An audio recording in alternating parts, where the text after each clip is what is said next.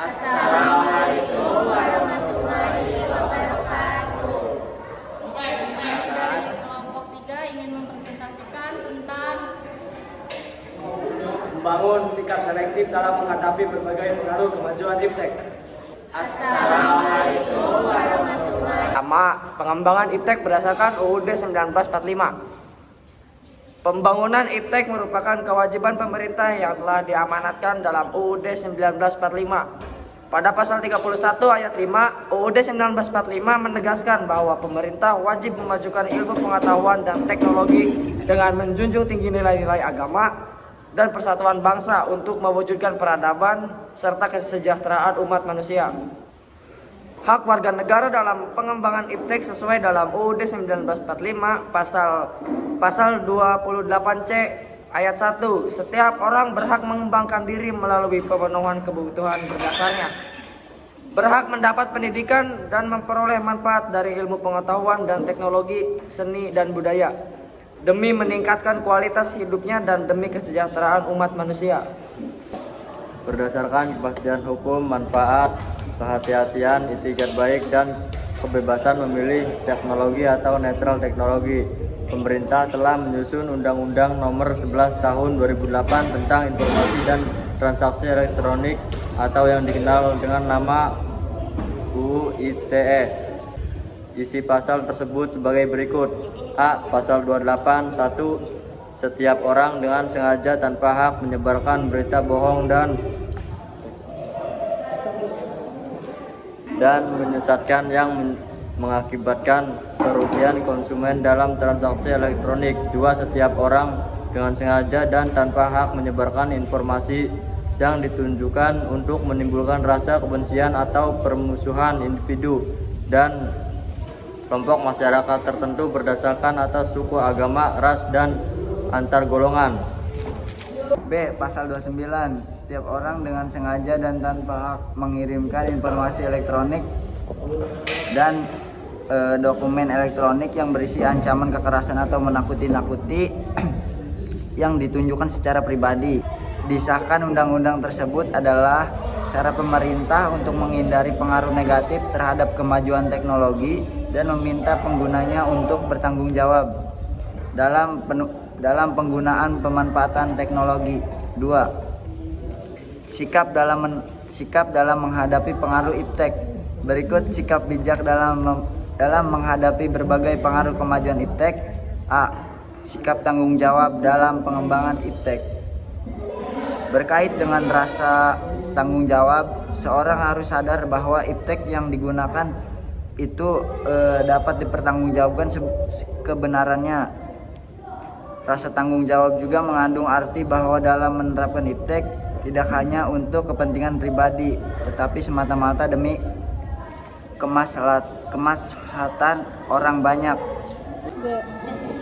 beberapa sikap yang harus dimiliki untuk menghadapi berbagai pengaruh kemajuan iptek sebagai berikut. Yang pertama ada dengan sikap waspada dan kritis. Kita harus berhati-hati dan bersikap bijak agar dampak negatif yang menyertainya dapat kita hilangkan atau paling tidak kita minimalisir.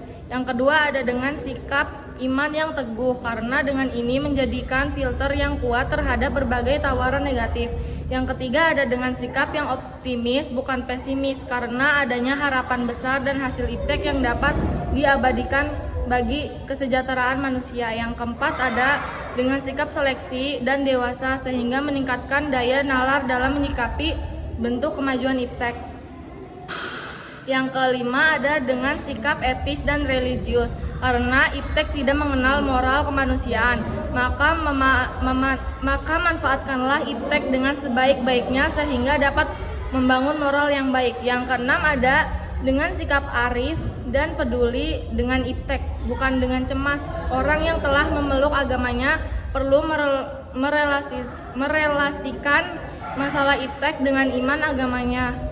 Peran iman kepada agamanya untuk mengarahkan umat Tuhan memakai hasil iptek secara bertanggung jawab.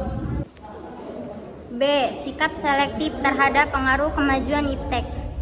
Sikap selektif dapat diartikan sebagai sikap untuk memiliki dan menentukan alternatif yang terbaik bagi kehidupan diri, lingkungan masyarakat, bangsa, dan negara melalui proses yang berhati-hati, rasional, dan normatif terhadap segala macam pengaruh dari luar sehingga apa yang telah menjadi pilihan dapat diterima oleh semua pihak dengan penuh tanggung jawab.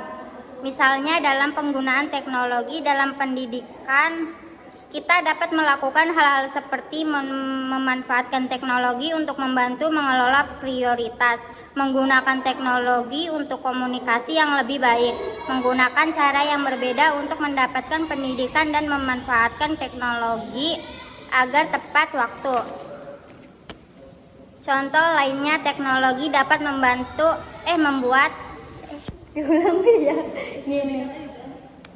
Contoh lainnya, teknologi dapat membuat keterampilan hidup kita menurun. Misalnya, kemampuan berkomunikasi tatap muka akan lebih sering menggunakan fitur chat atau telepon. Hal ini bukan berarti kita tidak boleh memanfaatkan teknologi. Kita dapat melakukan cara-cara sebagai berikut.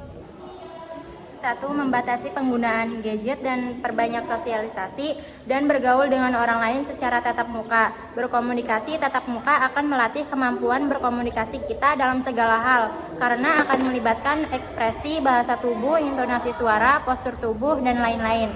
Yang kedua, manfaatkan teknologi untuk hal yang lebih positif, seperti mencari ilmu pengetahuan atau informasi, bukan untuk menjahili teman, prank, menonton video-video atau film yang tidak bermutu atau terlarang, dan sebagainya. Yang ketiga, tetap melakukan hal-hal konvensional atau hal-hal yang bisa dilakukan oleh orang tua atau kakek nenek kita sebelum teknologi berkembang pesat. Dengan kembali berpergian dengan naik sepeda atau berjalan kaki, misalnya akan membuat kita berolahraga dan lebih sehat. Dan mungkin kita akan menjadi lebih sadar dengan lingkungan sekitar kita. Mungkin saja selama ini kita tidak menyadari ada warung makan baru di dekat rumah kita, karena kita tidak memperhatikan jalanan saat menaiki mobil atau hanya bermain gadget. Asik. Sekian presentasi dari kelompok kami, kurang dan lebihnya mohon maaf. Wassalamualaikum.